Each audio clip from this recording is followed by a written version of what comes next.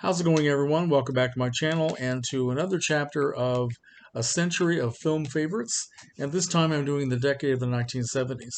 Now, what's interesting about the 70s is that it was kind of a continuation of the 60s, at least for the first maybe 3 or 4 years. What most people think of when they talk about the 60s countercultural period began around 1966 and ended maybe in 1973, 1974. At that point, it seemed like everybody who managed to survive the 1960s suddenly woke up from their drug-induced haze and they said, "What happened? Where are we now?" So, but what happened really was that the what once was called the counterculture or the youth culture became the culture in the 1970s. It took a few years, but the business community and the film community, people who wanted to use that culture to make money, they finally got on board and they started making the music and the clothes and the films that catered to the youth.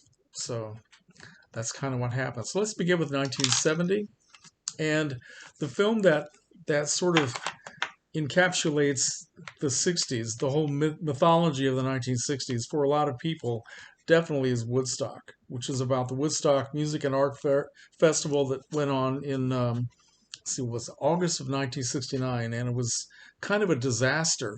It was an ecological and logistical disaster trying to get all these hundreds of thousands of people fed and to the bathroom and back home.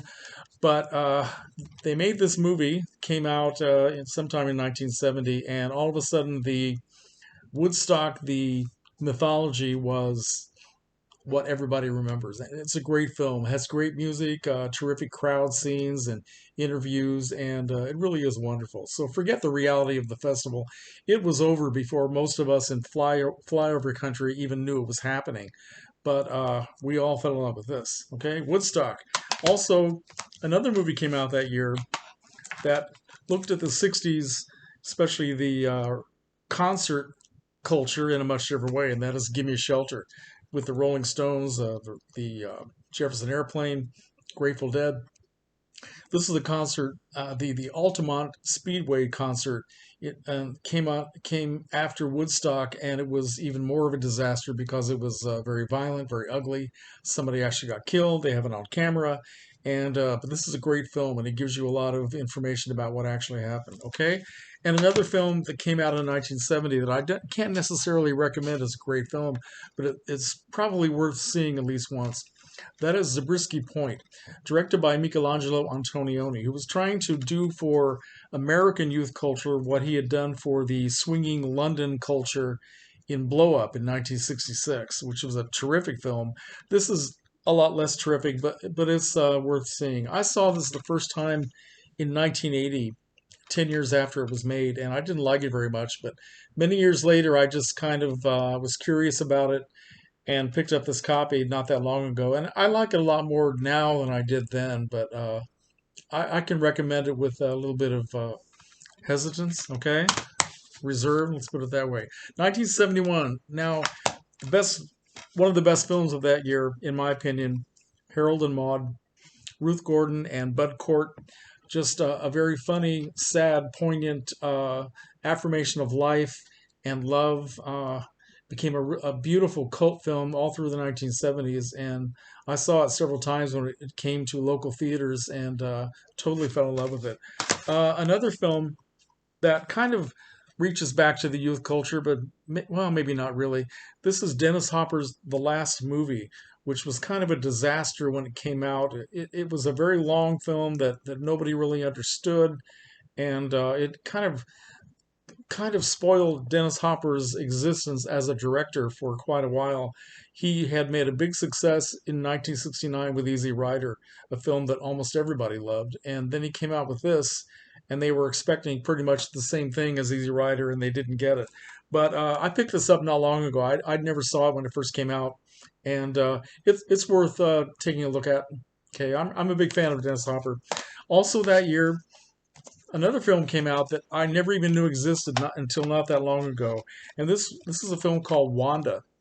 which came out on the Criterion Collection. And like I said, I never knew it existed until I read something about it in a film magazine and was very curious about it because of this woman, Barbara Loden, who was an actress, and she also directed this film.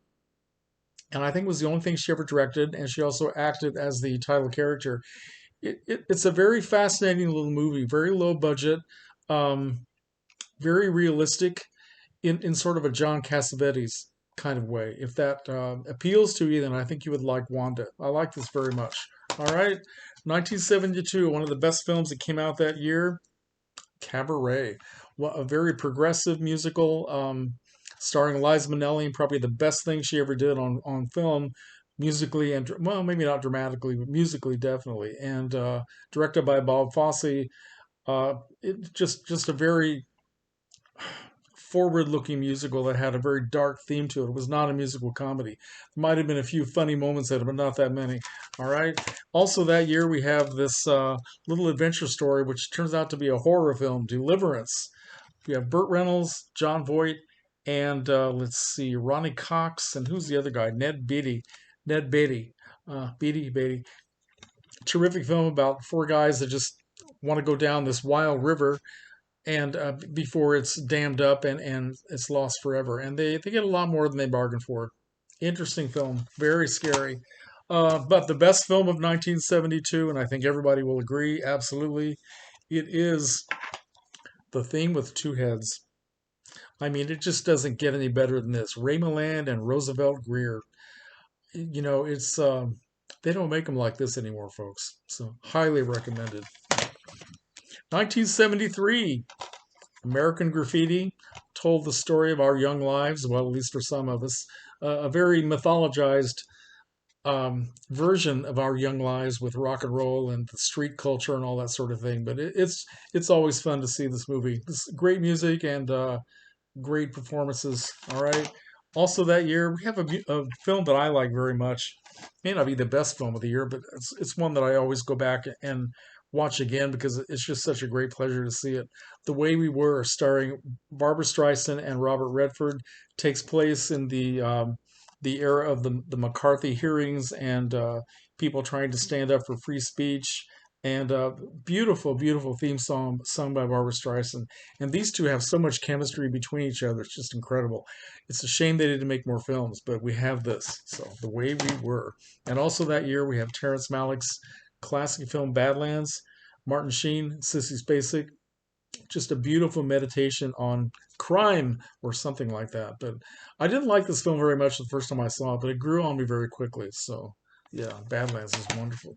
All right, 1974, beautiful film, Chinatown, directed by Roman Polanski, Faye Dunaway, Jack Nicholson, John Huston. This is a very dark, ugly, creepy story that is done so beautifully that it's hard to describe the feeling I get when I watch this. It's a perfect homage to the genre of film noir, um, but done in a way that not only it kind of enhances that genre. It brings something new and exciting to it that it's hard to explain, but it's a beautiful, beautiful film. But again, it's a very dark theme. Okay. Also, that year, another difficult film to watch because it's very dark and very depressing, and that is Francis Ford Coppola's The Conversation, starring Gene Hackman, one of the best things he ever did. Absolutely marvelous film. And I remember seeing this in the theater. It was one of those where when it's over, you just keep sitting there for 10 minutes and you're just kind of staring into space. What the hell did I just see? Great, great movie. All right, 1975, one of the best horror films ever made that still stands up beautifully today, The Stepford Wives. Forget the remake. This is the one you want to see. Catherine Ross, Paula Prentice, Tina Louise is in it. Just a great, great film. Very, very creepy. Creepy. Also that year, one of the best of the Woody Allen comedies from the 1970s. I love this movie, Love and Death. Woody Allen, Diane Keaton. Okay, if you haven't seen it, you really need to. Also that year, 1975, John Cassavetes did a lot of interesting things in the 1970s. One of them, A Woman Under the Influence. Jenna Rollins and Peter Falk. It's hard to hard to classify this film. It's not really a feminist film, although a lot of people would like to say that it is. But it's just an incredible character created by Cassavetes and Jenna Rollins. I mean, he came up with the idea for this character, and she put a body and a voice to it in a way that no one else could. No one else could have done this but Jenna Rollins, and she deservedly won a nomination for Best Actress Academy Award. 1976. I was trying to find the copy I own of Logan's Run, which is one of my favorite science fiction movies from that year, and I couldn't find it. I don't know what I did with it. That's one that I can't show you. But also that year, we have these two very dark and dramatic films, Carrie and Taxi Driver, both of which I love and revere 100%, although they're not really films that I like to go back and watch again and again, but they are terrific movies. Also, 1976, my number one is the best picture of that year, which is Network. Faye Dunaway, who else? Faye Dunaway, William Holden. How could I forget this? Robert Duvall and Peter Finch. Peter Finch is terrific. Yeah, this is just a classic film that is every bit as meaningful right now as it was when it was made. I think it will always be meaningful, sadly enough to say. 1977, Sorcerer, directed by William Friedkin. This is a movie that I never heard of until a couple of years ago when I saw it in one of my film classes. And I wasn't necessarily getting into the story so much until they had the scenes where they were driving this truck through this mountain passage, and then I started to wake up, and then they started crossing over this bridge and looking at the. Well, you know what I'm talking about if you've seen this. This is a remake of a movie called Wages of Fear, which I own. It's on Criterion. It's a French film. I have not yet watched it, but this is absolutely fantastic. All right. Also, that year, my number one science fiction movie, well, except for Forbidden Planet, which is the 1950s, but Close Encounters of the Third Kind. I absolutely love this movie. All right. Never get tired of watching that. And then, of course, we have Days of Heaven, Terrence Malick, Richard Gere, Brooke Adams, Linda Manns. May she rest in peace. She died last year at the age of 57, 58. Um, Beautiful movie that is just a visual masterpiece. Okay, the story is good as well, but it's the visuals that will draw you in and that you will always remember. All right, and finally for 1977, just one more film, Looking for Mr. Goodbar, Diane Keaton, Tuesday Weld, Richard Gere, Tom Berenger. This is a movie that probably more than anything else in the 1970s kind of encapsulates the results of the sexual revolution that we all fought so hard for in the 1960s and the early 70s, and then it sort of came to this. This is a very, very dark, depressing movie that, again, it's kind of hard to watch, but it's has some good disco music in it if you like that. But it's very good. Tuesday Weld, I think, gives the top performance in this film. Diane Keaton is also very good, but Tuesday Weld is incredible, and she was nominated for a Best Supporting Actress award, which I think she should have won, but she didn't. 1978, back to Woody Allen once again, and we have this movie called Interiors. Okay, what else was I going to bring down from 1978? There was another one. Maybe Days of Heaven is 1978. I'm sorry, did I get mixed up? I think I did. Days of Heaven is 78, not 77. So the other one I had for 78 is Woody Allen's first serious film, Interiors. Diane Keaton. Let's see, who is in this here? Kristen Griffith, Mary Beth Hurt, Maureen Stapleton. Just a beautiful film that has gotten a lot of negative criticism over the years because they think that it's just too derivative of everything that Ingmar Bergman ever did. But in a way, it was Woody Allen's homage to Ingmar Bergman and trying to put his own face on it. I think it's a beautiful movie to look at and interesting story as well. So we get up to 1979, the last year of the decade, and the number one film for me, Star Trek: The Motion Picture, which I did not see this in the theater. I saw it on television, and I was not a Trekkie at this time in my life. That came many years later, but I've come to appreciate this film very much. I think it's beautiful. It stands apart. It stands apart from the original series, even though it's supposed to be a continuation of those characters. But it really doesn't reflect that much of the tone and the atmosphere of the original series, in the same way that the other films that came after, such as The Wrath of Khan, they did reflect the original series much more. This stands apart, and I think pretty much all the Trekkies agree that this is something quite different. It's almost like a meditative devotion to the whole idea of Star Trek. It's just beautiful to look at. Overlong, I guess, but I like it very much.